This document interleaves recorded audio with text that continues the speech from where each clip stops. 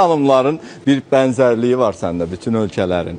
Bu türk dilli ölkələrin bir bənzərliyi var səndə. Əsl Azərbaycan xanımı. Mən əslində özbəklərə oxşadırlar. Aha. Çox söyləbilir özbək qızıyam. Amma yox, əsl Azərbaycanlıyam. Ata, ana Qubalı. Amma hardan olmusunuz? Harda yaşamısınız ən çox? Mən böyümüşəm, təhsil almışam Tataristanda. Tataristanda. Bəli. Amma Qubalısınız. Əslim Qubalıdır, bəli.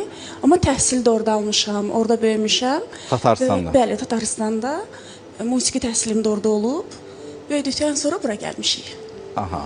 İşlər yaxşıdır. Şükür. Sənin işlərin həmişə yaxşıdır. Çox sağ ol, minnətdaram. Deməli, bir vaxtlar Günəş xanım Azərbaycanda, mən deyərdim, tanınmış biznes lady.